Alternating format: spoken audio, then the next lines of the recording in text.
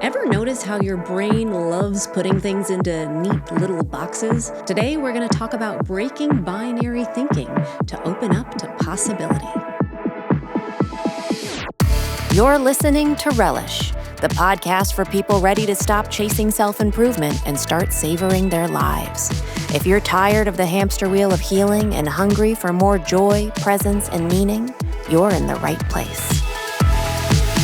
Hello, friends. Welcome back to week 2 of the Relish Podcast. I am your host, Alyssia, and today is another quick bite to help you relish your day. If you're enjoying the early stages of this podcast, please tap follow or subscribe so that we can keep journeying together. Today, I want to dive into something super important yet sneaky that I'm going to keep building on as we go in the future, and that is binary thinking. You know, when things feel black and white, either or, good or bad, our brains love binary thinking because it feels safe, it feels certain. But life just isn't that simple, is it? So of course, our brain needs concepts to categorize information, but it is inherently limiting. An obvious example is something like racial categories based on skin color. You got white, black, brown. These groupings reflect simplified societal labels rather than biological truths. There's so much nuance and variation. Being mixed race myself, I have never neatly fit into any racial or ethnic box. And society tries to kind of handle that complexity by adding a mixed race category or box, but where do you draw the line? Is someone exactly 50-50 like me? Maybe they're 25-75. Eventually it becomes clear that these categories are arbitrary. They are social constructs that only feel real because we have collectively agreed that they're real. But why do our brains create these binary categories at all? Neuroscience knows, of course. So every second, your brain is processing about 11 million bits of information. But consciously, you can only handle, guess. Any guessers? 40. 40, okay?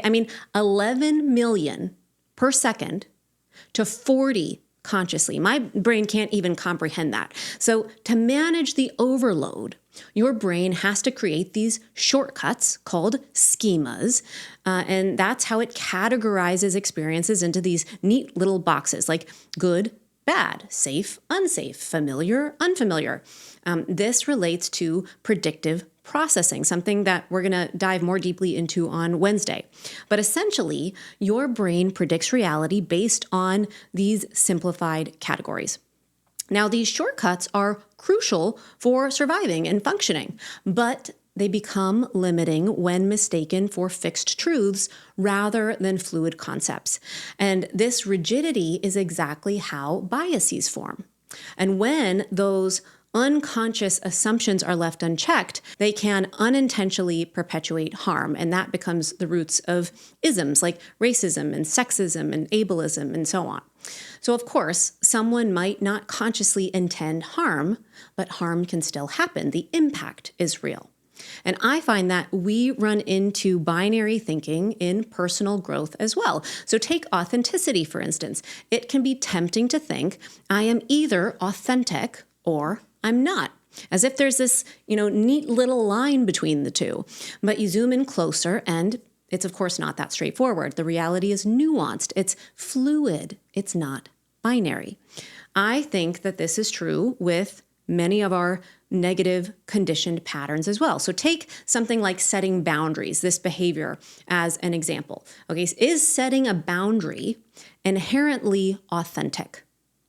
Maybe it is today or with this particular person or with this specific situation. Maybe it is. Or maybe it's coming from fear or subconscious conditioning. I know I can kind of compulsively set boundaries to protect myself. I'm not going to look at my phone. I'm not going to respond to that person, whatever. That's not authentic. Okay? That's conditioning. That's a compulsive pattern. So authenticity isn't binary. It's contextual. It's nuanced. Now, another sneaky way that binary thinking shows up is in what's called absolutist thinking, using words that are absolutes like always or never. Have you ever caught yourself thinking or saying, this always happens to me, or you never listen to me? When these definitives creep in, it's usually a sign, at least for me, that I'm stuck in my fixed mode. I'm trapped in narrow, rigid thinking. So that keeps me stuck in black or white, either or thinking. But freedom comes from embracing the gray. And gray isn't just uncertainty, it's possibility. The gray is where curiosity and creativity really thrive. It reconnects us with presence and it expands us beyond the fixed patterns. Now, binary concepts initially do help us to understand ideas. But if we're not mindful, they can trap us. Okay, so freedom comes from shifting our mindset from the either or to both and thinking. Either or says, I'm either authentic or I'm not, I'm reactive or I'm responsive. But both and says, I can hold multiple truths. I'm authentic in some ways and still learning in others. I can be reactive at times and responsive at others. And sometimes, this is what I've been finding, both conditioned and authentic can happen at the same time. This is the gray area. It's about seeing complexity and possibility rather than rigidity and limitation. So last week, we explored reacting versus responding, which at first glance might seem like a binary framework. But remember, these aren't boxes to trap us. They are tools for awareness, presence, intentionality, depending on how we are relating to them. So today's episode builds on that by adding nuance. Rather than saying you're either reacting or responding, I want us to explore this as more of a spectrum, okay? Maybe it's you're operating from either a more fixed place or a fluid place. I'm going to name fixed mode as the autopilot we talked about. Reactive, compulsive, habitual, it's protective. You cling to certainty because it feels safe. Now, fixed mode arises because of our past experiences, our past conditioning, those subconscious protective patterns and the fear of uncertainty. It is rigid. It's predictable. It feels safe, but it often keeps you stuck. A lot of times when people awaken to self-help, they realize they've been operating in a fixed mode, repeating the same thing over and over, wishing, somehow it's going to turn out differently. Sound familiar? Now, fluid mode is responsive. It's conscious, it's curious, it's adaptable.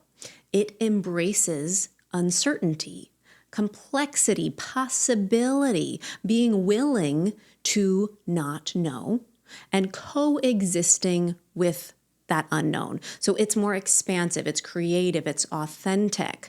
The irony, of course, is I'm, technically here using a binary framework, fixed versus fluid, to teach this concept. But at its core, this is an invitation to actually break free from the binary thinking. So instead of viewing, it as respond versus react and them as strictly binary opposites, we can recognize them as a part of a spectrum, from fixed reactivity toward fluid responsiveness. So in the fixed mode, you might have black versus white, like they're opposites, but in the responsive fluid mode, you have black, you have white, and you have all the gray in between. It's fluid, it's a spectrum. So I believe many personal growth practices do aim to actually shift from fixed to fluid. That's their intention. But unintentionally, this is what I've seen in working with people and my own journey, unintentionally, they can become like fixed versus fixed, rigid, stuck. And so I think it's crucial to explicitly acknowledge the importance of this fluidity, especially in spiritual development, because that's what non-dual awareness really is, freeing yourself from the limits of your model and embracing both and. So I invite you to just reflect on this and kind of check in with yourself throughout the day. You might ask yourself, am I in fixed or fluid mode right now? Am I stuck in either or, black or white? If you're in that kind of thinking, what might it look like to shift toward both and or living in the gray? Okay. Fixed mode craves control. It craves certainty. Fluid mode, it's fluid, it's adaptable. It invites curiosity and possibility. And that both and thinking is much more expansive. It gives us a more expansive experience of reality. Now, here's another reframe that I want to challenge around our binary conditioning. Neither mode is inherently good or bad, okay? But they offer vastly different experiences. I mean, fixed and fluid, respond, react, actually both can connect us to joy in a way, in different ways. And we're going to talk more about that in the coming weeks. So a quick bite reflection for today. Are you choosing fixed mode because it feels safer? Or are you open to fluid mode and the growth that it offers? On Wednesday this week, you have got a full entree episode coming. This one coming might be my favorite yet. We are going to dive into the neuroscience behind fixed and fluid modes because your brain literally defaults to fixed mode, and shifting into that fluid mode involves rewiring your relationship to uncertainty in your nervous system. So that is your quick bite for today. Maybe it wasn't so quick. Maybe I went a little bit over, but I hope that you found it nourishing, a nourishing snack of insight. If you did, please take a moment to tap subscribe or follow, rate, review the podcast, help it, ripple out the love. And please come and find me on socials. Tag me, Alyssia Sheikh. Let's connect and let me know your thoughts. I hope you have an absolutely beautiful rest of your day. Relish as many moments as you can, and I will see you back here on Wednesday.